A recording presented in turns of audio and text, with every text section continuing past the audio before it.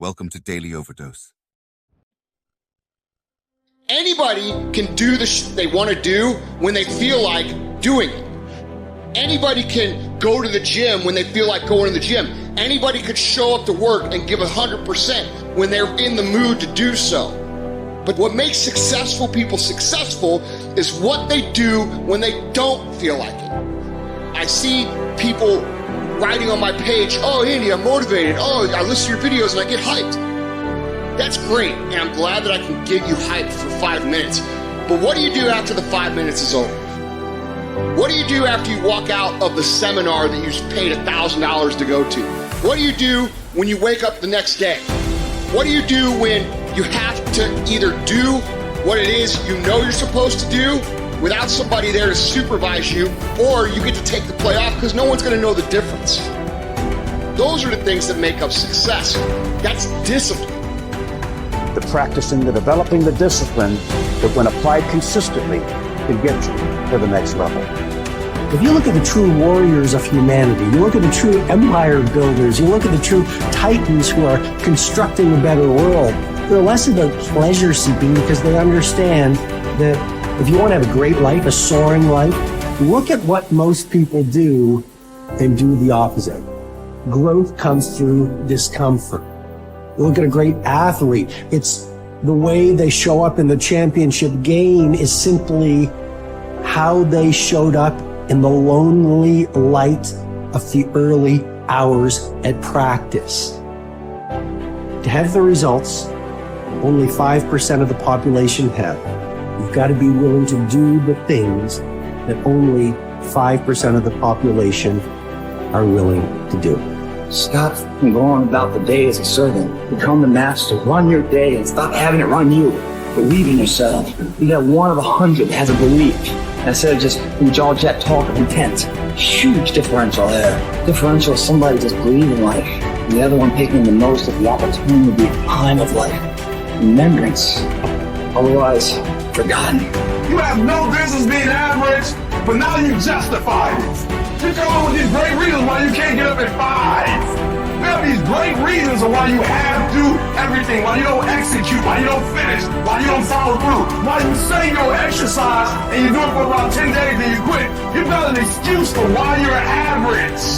I guarantee you, if you were humble enough, if you were hungry enough, if you really wanted what you said, you'd sit down and you'd study what you do and you'd say, I can do this better.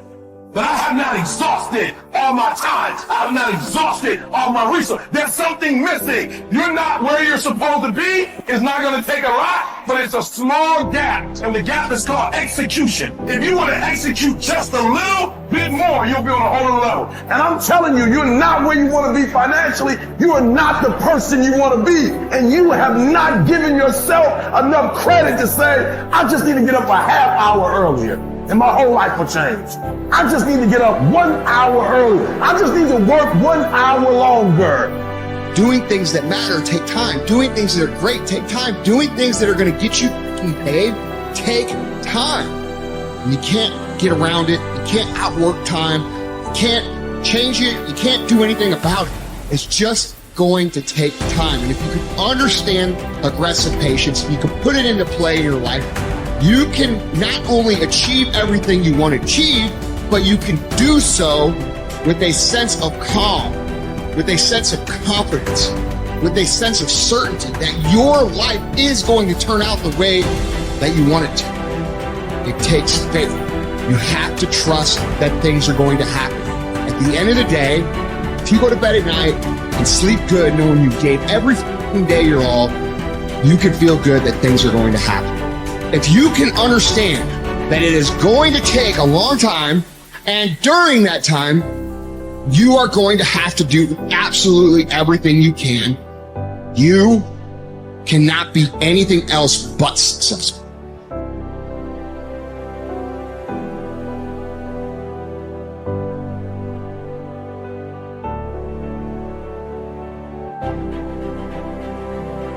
You need structure, you need predictability, and you need more of it than you think, just to keep you sane. Now, if you're lucky, and maybe a bit odd, you can deviate 5% from the norm, or 10% from the norm, or something like that, carefully and cautiously, as long as the rest of you is all well ordered in a normative manner. You might be able to get away with that, and you might be able to sustain it across time, and people might be able to tolerate you if you do it, or maybe you'll get really lucky and you happen to be creative but reasonably well put together, and people will actually be happy that there's something idiosyncratic and unique about you. But even under those circumstances, mostly what you want is to have a routine that's disciplined, that's predictable, and bloody well stick to it. You're going to be way healthier and happier and saner if you do that. And then the other thing that you need, because this is one of the things the psychoanalysts got wrong, I think, is that they overestimated the degree to which sanity was a consequence of being properly structured internally, you know. Because from the psychoanalytic point of view, you're sort of an ego, and that ego is inside you. And of course, it rests on an unconscious structure. But the purpose of psychoanalysis is to sort out that unconscious structure and the ego on top of it, and to make you a fully functioning and autonomous individual. But there's a problem with that, because the reason that you're sane as a fully functional and autonomous human being isn't because you've organized your psyche, even though that's important. The reason that you're sane, if you have a well-organized unconscious and ego, is because other people can tolerate having you around for reasonably extensive periods of time, and will cuff you across the back of the head every time you do something so stupid that people will dislike you permanently if you continue. And so what people are doing to each other all the time, just non-stop, is broadcasting sanity signals back and forth, right? It's like you smile at people if they're not only behaving properly, but behaving in a way that you would like to see them continue to behave. You frown at them if they're not, you ignore them if they're not, you shun them, you roll your eyes at them, you manifest a disgust face, you don't listen to them, you interrupt them, you won't cooperate with them, you won't compete with them. It's like you're blasting signals at other people about how to regulate their behavior so frequently, well, it just makes up all of your social interaction. That's why we face each other, and we have emotional displays on our face, and we're looking at each other's eyes, and we know as much as we can about what's going on with each other, given that we don't have immediate access to the contents of their consciousness. And so partly what you're doing with your routine is establishing yourself as a credible, reliable, trustworthy, potentially interesting human being who isn't going to do anything too erratic at any moment. And everyone else is around there tapping you into shape, making sure that that's exactly what you are. And that's how you stay sane. And so what happens to people too, if they don't have a routine and they get isolated, is they start to drift. And they drift badly because the world is too complicated for you to keep it organized all by yourself. You just cannot do it. So we outsource the problem of sanity. And it's very intelligent that we outsource the problem of sanity, because sanity is an impossibly complex problem. And so the way that we manage the incredibly complex problem is we have a very large number of brains working simultaneously on the problem all the time. It's like a stock market for sanity. And it's partly, and I use that definition with purpose, because the stock market does the same kind of impossible thing, right? Because it tries to price things, which is impossible. How many things are there? Like 1 billion. How in the world do you decide what the price is? You can't decide what the price is. That's why you have a stock market. Well, in a free market, I mean for consumer goods, is everyone's voting on what the price of everything is all the time. And that's the way we figured out, because it's technically impossible. Understand.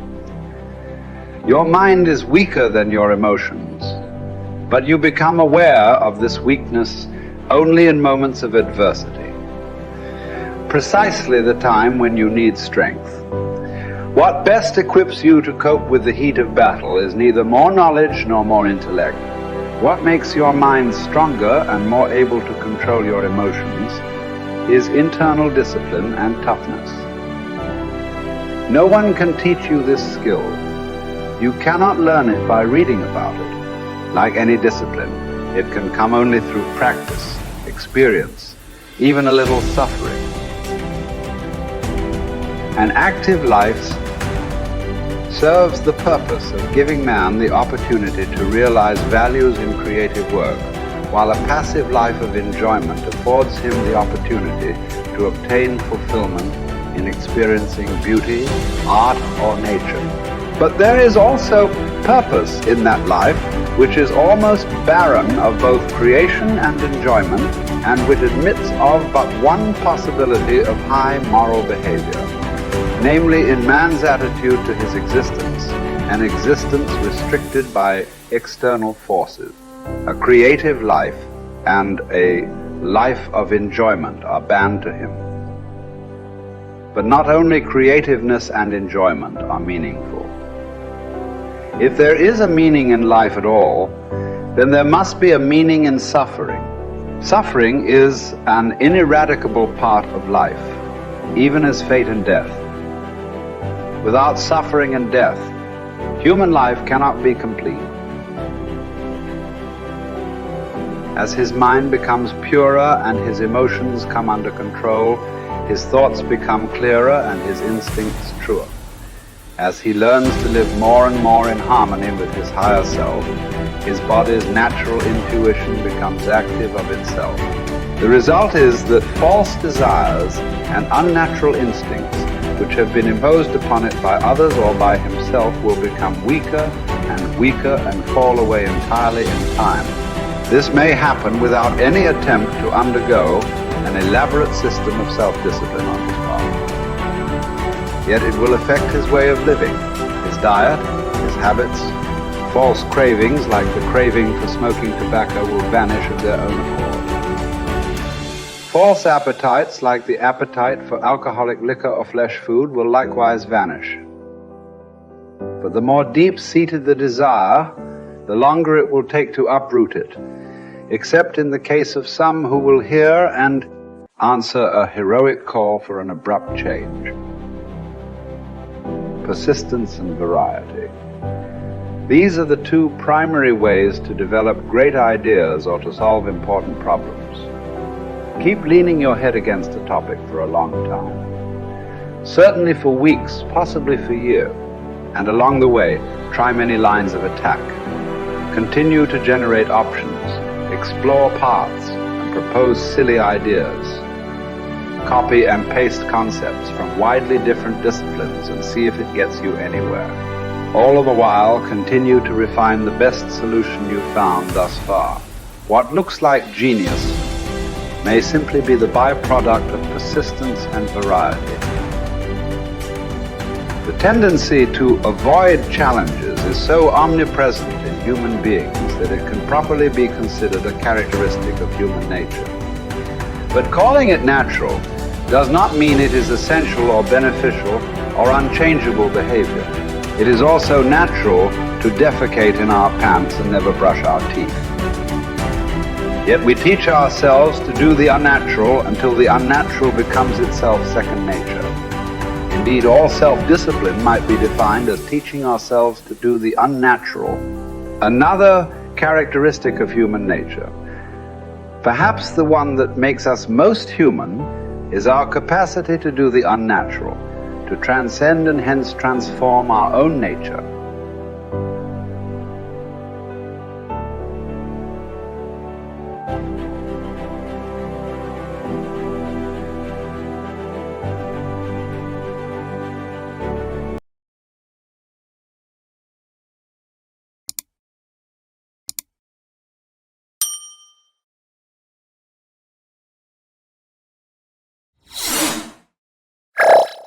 Thank you for watching our videos.